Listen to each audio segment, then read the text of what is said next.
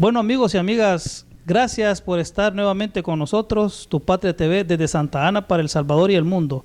En esta oportunidad, pues me acompaña nuevamente mi buen amigo Carlos Solano, licenciado en Educación, con quien vamos a tratar algunos temas. Bueno, de hecho nosotros ya es costumbre estar tratando temas que tengan que ver con la política nacional, las situaciones económicas y sociales que estamos viviendo en nuestro país.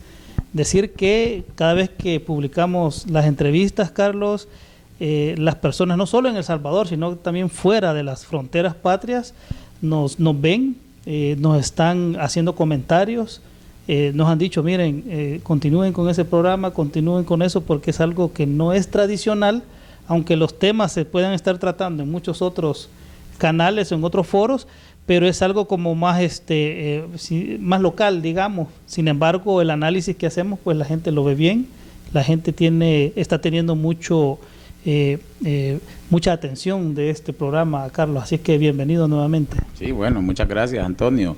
Gracias a los amigos y amigas que nos ven y escuchan en cualquier parte del mundo, y particularmente a nuestros coterráneos salvadoreños que están pendientes, y agradezco las sugerencias que en algún momento me han hecho ya alguna gente que ve esta entrevista, me dice, está interesante, incorporen estos y otros temas, así que creo que en la medida en que le vayamos dando avance, podemos ir incorporando algunos temas que son de interés para los amigos y amigas.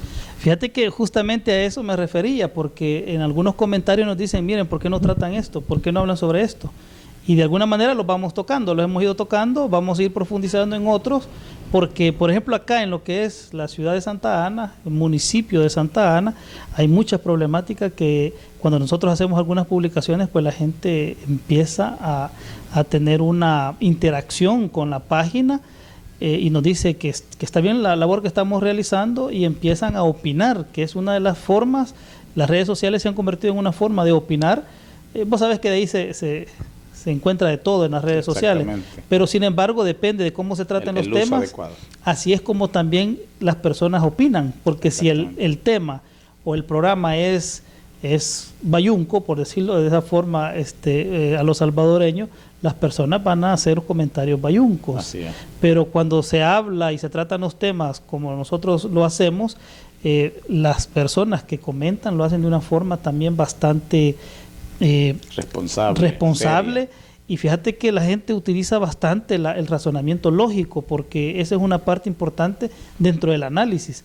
Porque cuando ya utilizas el razonamiento lógico, entonces ya estás entrando en otro nivel de actuación como ciudadano. Exactamente, así con más conciencia. Con más conciencia. Entonces eso es muy importante hablarlo desde el punto de vista del método científico, pues, porque a veces eso, vos sabés que en otros programas no te van a hablar de ese aspecto, porque no les interesa. Claro. A nosotros nos interesa ir realmente a la raíz de los problemas, a la raíz de las situaciones, y eso es a lo que nosotros queremos apostarle, pues, como medio.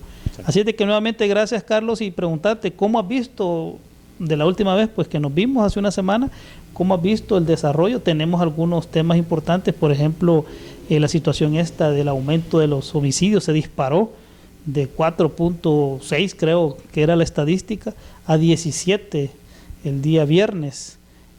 Habría que pensar o analizar por qué se da esto. ¿Cuál es tu análisis al respecto? Bueno, primero decir, Antonio, que bueno, ya en los programas anteriores lo hemos dicho, pero el tema seguridad como que es el punto central en donde va a pivotear toda la demás actuación de la sociedad. Ahí es donde la sociedad quiere ver un cambio. Si se logra garantizar la seguridad en el país, todas las demás áreas van a mejorar. Y ahí es donde precisamente vemos esta parte preocupante. El programa anterior nosotros lo comentábamos, decíamos, ojalá que sea sostenible en el tiempo esa reducción de homicidios. Hablábamos de las medidas, que por cierto el presidente de la República nuevamente volvió a mencionar el tema de las medidas como una advertencia para los que están delinquiendo, para estos grupos, ¿verdad?, que generan la violencia en el país, y decía que cesaran de sus hostilidades, porque si no volverían las medidas. Pero yo creo que aparte de todo de esta forma de advertencia que le hace, yo creo que hay que analizar cuáles son los elementos que están haciendo que vuelva a crecer, a aumentar este clima de violencia. Yo creo que tras esto hay un fondo, yo lo veo como un mensaje hacia el presidente de la República, un mensaje hacia el gobierno de parte de estos grupos que no están dispuestos a ceder o que están tratando de hacer una presión para obtener algunos beneficios, cosa que yo lo decía en el programa anterior, no se vale que se negocie bajo ningún criterio con esta gente. Por otro lado, yo notaba en el discurso que se tuvo anoche mediante la noticia que se había reunido con su gabinete de seguridad del presidente, y creo que dispersó mucho el mensaje. Estuvo aludiendo a políticos, estuvo aludiendo a otras personas que yo creo que, si bien es cierto, pueden estar involucrados algunos políticos que puedan estar metidos en el tema de la delincuencia, pero no hay que generalizar. No es la clase política la que está metida en eso, es la delincuencia, son los grupos que están bien estructurados, que claramente están queriendo decirle al presidente: presidente, somos una fuerza significativa en este país y nos va a tener que escuchar. O sea, no es casualidad. Los rebrotes de violencia no es primera vez que se dan. Siempre que hay momentos coyunturales, aparecen en el país, y ha sido una forma de cómo quizá en otros momentos se ha tenido que buscar otras estrategias para reducir los niveles de delincuencia que se están dando en el país. Por esta vez yo creí que no era probable lo que ayer se daba. Sin embargo, la realidad nos está diciendo otra cosa, porque se dijo mucho del control territorial, se ha invertido mucha plata en eso del control territorial para que se dé esto, porque si esto se mantiene, Antonio, si esto no reduce, al final estaremos diciendo: mire, no hubo ningún cambio efectivo. Lo único que se hizo fue hacer una inversión, y si no hay cambio ya no es inversión, es un gasto.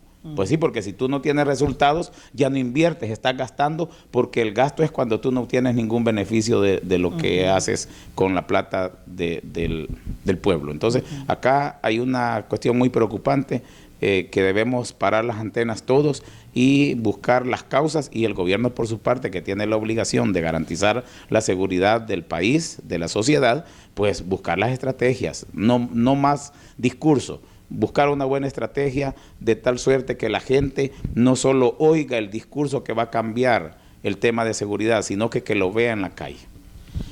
Carlos, yo lo decía y lo platicábamos en la reunión anterior, en la entrevista anterior, cuando hablamos de si esa reducción de homicidios había sido o si iba a ser sostenible en el tiempo, pero yo también dije algo, no sé si te recuerdas que yo dije que si el regresar a las medidas, es decir, Nayib Bukele implementó unas medidas, pero parece ser que los jueces comenzaron a decir de que eran anticonstitucionales, que violaban los derechos humanos, y parece ser que por eso se cambiaron algunas medidas, por ejemplo, que ya haya visita a algunos centros penales, que puedan salir los que están en la fase de confianza, que no salían.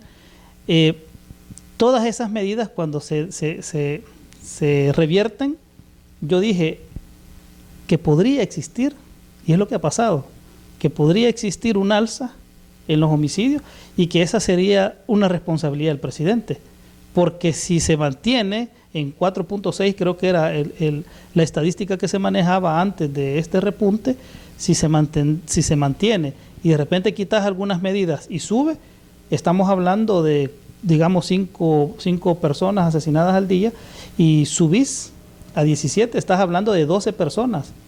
¿De quién es la responsabilidad de la muerte de esas 12 personas? Lo hago con mucha responsabilidad en el sentido de que si es que los jueces son los responsables, entonces, ¿o quién? Porque si el presidente dice: miren, yo quité esas medidas porque los jueces son los que me están obligando, o sea, él no puede pasar sobre la ley, tiene que obedecer lo que le digan los jueces, porque tiene que hacerlo. Pero entonces, ¿quién será el responsable? Porque no vamos a mantenernos, y él mismo lo dijo en la conferencia de prensa, que no quiere regresar a los 15, 17 homicidios diarios, ¿verdad? Entonces, bueno, hay que buscarle, como muy bien lo decís, hay que buscar cuál es la raíz del problema. Esa es una parte. La otra parte, Carlos, es que nosotros muy bien sabemos de que las problemáticas en los países se dan por la situación económica. Es el modelo económico. Nosotros sabemos que la violencia social nos afecta día a día, todo el día, y queremos que se solucione, sí, pero el problema aquí en China, en Rusia, donde sea, es la economía. Es la estructura económica, es el modelo económico, es el sistema económico. Eso casi no se habla de eso, Carlos, sí, porque eso te implica ir a la raíz, y quizás lo voy a decir así yo, ahí sí lo hago responsablemente porque creo tener un poco de conocimiento al respecto. Quizás ahí estás hablando ya de hasta de tratamientos marxistas, si lo quieres ver así.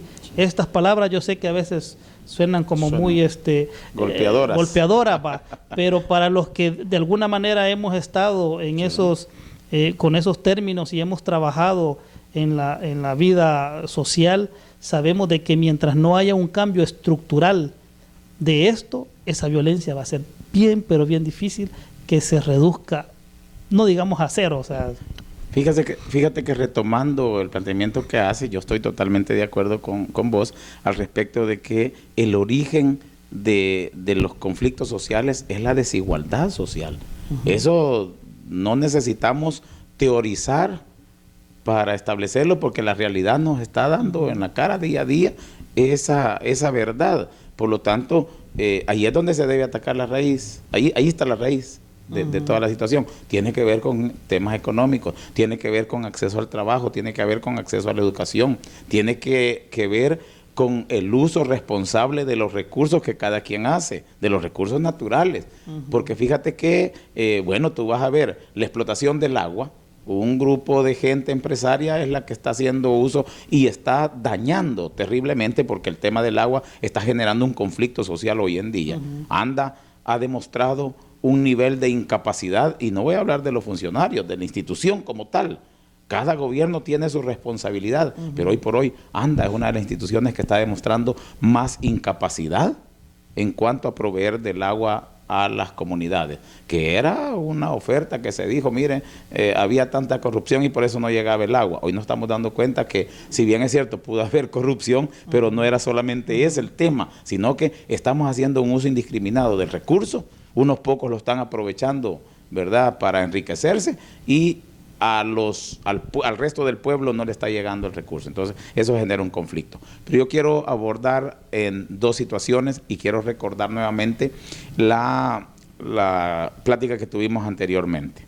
Si tú te recuerdas, hablábamos de reducción de homicidios y salió a colación el tema de se redujo los homicidios, pero ¿no será que los privados de libertad han crecido? Fíjate cómo teníamos de razón. Acaban de encontrar una fosa clandestina, una gran cantidad de cadáveres. Entonces ahora, mira, haz un prorrateo y ponle alguno de esos muertos, ponlo en los días que hubo poca, en la que se reportó pocas muertes violentas en este país por la delincuencia. Y entonces vamos a ver que los niveles bajaron de los muertos que aparecían día a día, pero han incrementado con aquellos que se les priva de libertad, que también son muertos, pero que vienen a aparecer al tiempo. Esto ahora, el segundo tema, la cuestión de las medidas. Tú hablas de quién es el responsable. Para nosotros conocer quién es el responsable de lo que se está dando, tenemos que remitirnos a la Constitución de la República y la función que cada una de las instituciones tiene. En este caso, quien le da seguimiento, quien hace investigación del delito, es la Fiscalía General de la República. Hay una institución auxiliar que es la policía, que ayuda para ese tema. Y obviamente la seguridad constitucionalmente de los ciudadanos es de la Presidencia de la República, es del gobierno de la República. Por lo tanto, cada quien que asuma su responsabilidad. Los jueces tienen que ser responsables en tanto que hagan una efectiva aplicación de las leyes, sin mucho sesgo, sin favoritismo, porque sí hemos sabido que también ha habido mucha parte del sistema judicial que ha estado corrompido.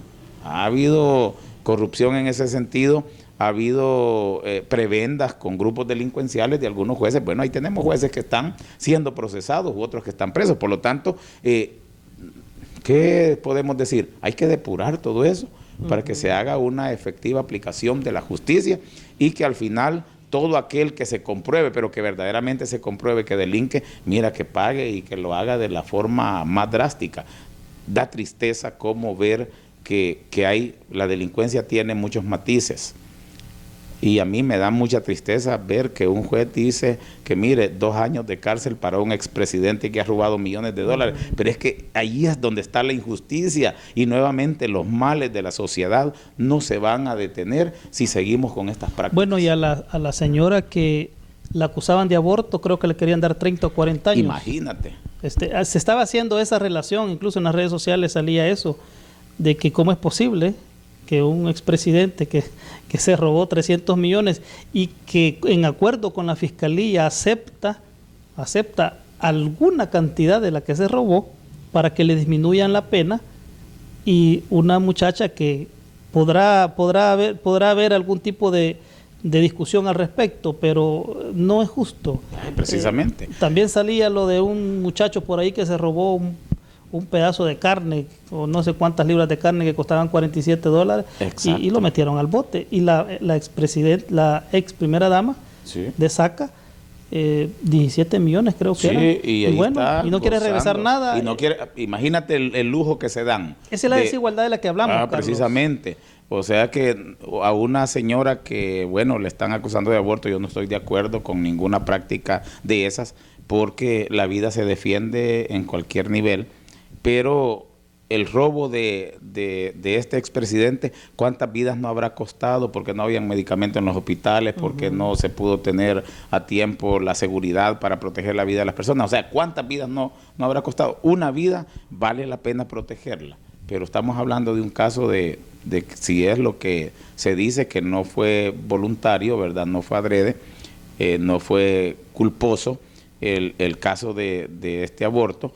Y estamos viendo a un expresidente que le dan 2 años. O sea, no tiene ningún sentido lógico cuando nosotros vemos así. Y entonces estamos diciendo, Antonio, que este sistema judicial, y en este caso la fiscalía, que es la encargada de perseguir y el delito de investigarlo, lo que está haciendo es cómplice de la corrupción. Porque yo no lo veo de otra manera. ¿Cómo tú puedes darle beneficios a una persona que le has demostrado que es un delincuente, y solo porque es un delincuente de arriba, entonces lo estás considerando? No puede ser, no puede ser, definitivamente. Ahora, Carlos, para ser coherentes lo que decimos con lo que creemos que pensamos, yo diría de que para analizar el problema de la violencia social y analizar el problema de los homicidios, el alza de homicidios, si nos queremos ir a la raíz de todo esto, hay que pensar entonces desde dónde hay que comenzar a atacar el problema. Es decir, si estamos hablando que el sistema judicial es corrupto, aunque yo estoy más que seguro que no van a ser todos los jueces, porque no va a ser todos los jueces, pero ¿qué es lo que tendríamos que hacer? Dejemos ahorita la violencia social y dejemos ahorita los homicidios, porque eso es el día a día, eso es lo que estamos viviendo. Pero ¿cuál es la raíz del problema? La desigualdad que te lo da el modelo económico, pero además de eso te lo da dentro de ese modelo económico el sistema judicial que tenemos. Entonces, ¿qué es lo que habría que hacer? Primero, en el caso del sistema judicial, ¿qué es lo que hay que hacer en concreto? Porque no podemos pasar años y años diciendo que hay jueces corruptos, que dejan a delincuentes, que dejan a ladrones, que se roban millones de dólares, los dejan libres después de 4 o 5 años. No podemos pasar toda la vida diciendo eso. O sea, ¿qué es lo que habría que hacer en el caso del sistema judicial y qué es lo que habría que hacer en el caso del modelo económico? Porque aquí vamos a pasar, tenemos 200 años de venir, bueno, nosotros no tenemos esa edad, pero lo vamos a cumplir. Pero el sistema tiene más de 200 años de venir siendo un sistema represivo, opresor, desigual. Entonces vamos a vivir 100 años más así. O sea, ¿qué habría que hacer en el caso del sistema judicial y en el caso de la raíz de los problemas económicos? Bueno, es que yo creo que, fíjate que en la parte filosófica del Estado, nosotros tenemos muy buenas leyes. Es que este país se ha caracterizado por tener capacidad de elaborar toda su base legal en la que se fundamenta el Estado de muy buena forma. Si es que el problema es la gente que administra estos sistemas. Acá tú vas a ver cómo cuesta que la clase política se ponga de acuerdo en nombrar un fiscal. Cada vez que hay elección de un fiscal, cada vez que hay elección de magistrados de la Corte Suprema de Justicia, es un conflicto de intereses el que se da en el seno de la Asamblea Legislativa. No es una verdadera valoración de quién es el más idóneo. No es una valoración de país. O sea, vamos a ver, si tú y yo sabemos que este fiscal general de la República tiene un compromiso político, representa un sector de esta sociedad que es la clase dominante. Es que tú lo vas a ver en fotografías, nosotros lo hemos visto en muchas actividades proselitistas. O sea, no puedes decir que no tiene compromiso político, claro que sí, está beneficiando a una clase política. Lo vemos con estos casos de corrupción de expresidentes. Si te vas a la Corte Suprema de Justicia, de la misma manera, si ellos tienen, bueno, hablemos de corrupción, hablemos de nepotismo, vete y revisa los familiares de cada uno de los magistrados, están enquistados en el sistema judicial.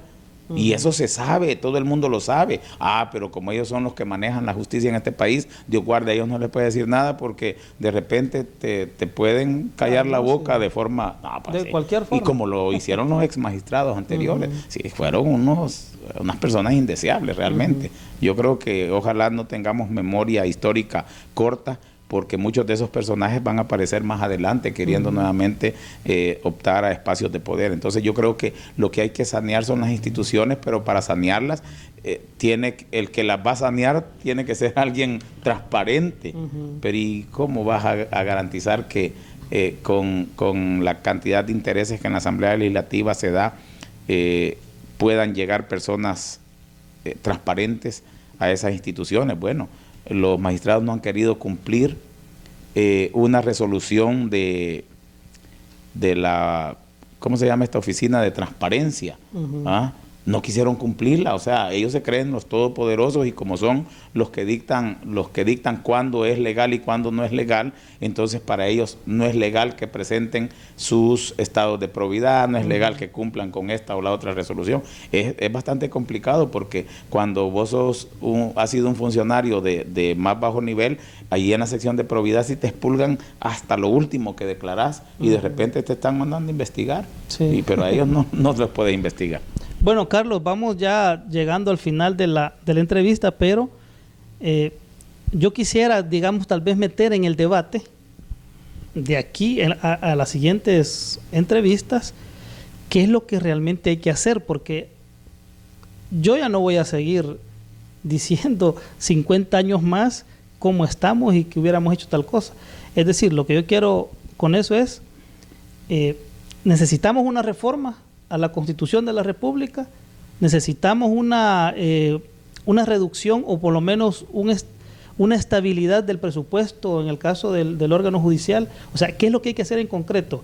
Necesitamos promover, por ejemplo, el referéndum para decisiones tan trascendentales. O sea, a ese tipo de medidas me refiero yo.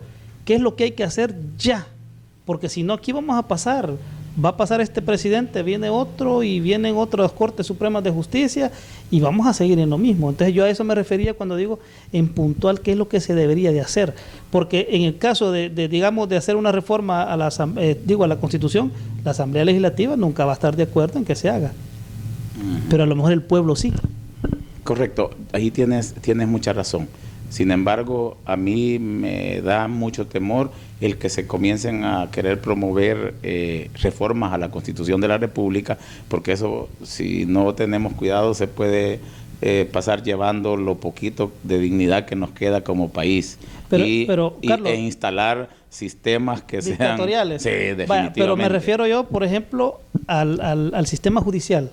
O sea, ¿cómo depuramos el sistema judicial? Bueno, es que en esta parte, Antonio, fíjate, reformas muy bien a la Constitución en ese tema, pero yo creo que más allá de reformas, la reforma más grande que se debe hacer es darle más poder de participación al pueblo, porque nosotros estamos en una democracia que es representativa. No, nosotros tenemos que transitar a una democracia participativa, y ahí estoy totalmente de acuerdo. Para aquellos grandes temas de país que hay que tomar decisiones, hay que tomar en cuenta a la gente, hay que hacer los referéndum, hay que hacer las consultas populares, porque ya si todo el pueblo se equivoca, pues ellos te van a ayudar a llevar la carga, porque ellos también se equivocaron. Pero es que aquí nosotros, los políticos, se equivocan y nosotros cargamos con los males que nos traen sus equivocaciones, y eso no puede ser. Por lo tanto, aquí sí un llamado a la clase política a que se pongan a trabajar no en función de si van a poder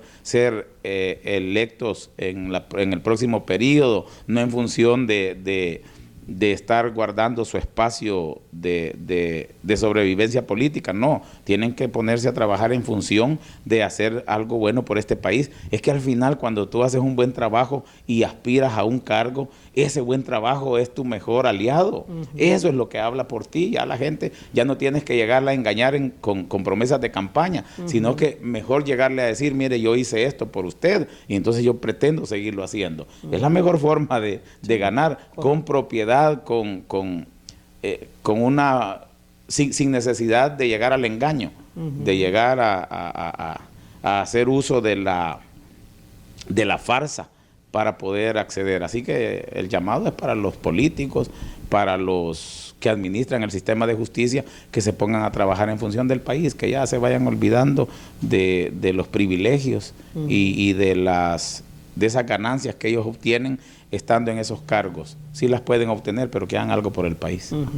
Ok, Carlos, gracias nuevamente por haber estado acá con nosotros, y te esperamos la próxima semana para seguir acá en el debate. Y bueno, que la idea es, como decía al inicio, que nuestros amigos que nos ven también sean interlocutores acá. O sea, esa es la idea. No, por supuesto, Antonio, y a seguir pendiente de la realidad, porque nosotros nos alimentamos del día a día, nosotros nos alimentamos de lo que a diario nos pasa en la calle, de lo que conversamos con nuestros amigos, de lo que vivimos en nuestra casa, con nuestra familia, y estos temas son los que venimos a conversar acá. Nada del otro mundo, nada que nos lo cuentan. Cuando vamos a denunciar que hay un mal social, es porque de repente ese mal social también está siendo presa de nosotros. Así que gracias, amigos y amigas, por ver y escuchar esta entrevista, y esperamos tener sus comentarios para ir enriqueciendo la conversación que con Antonio tenemos cada semana.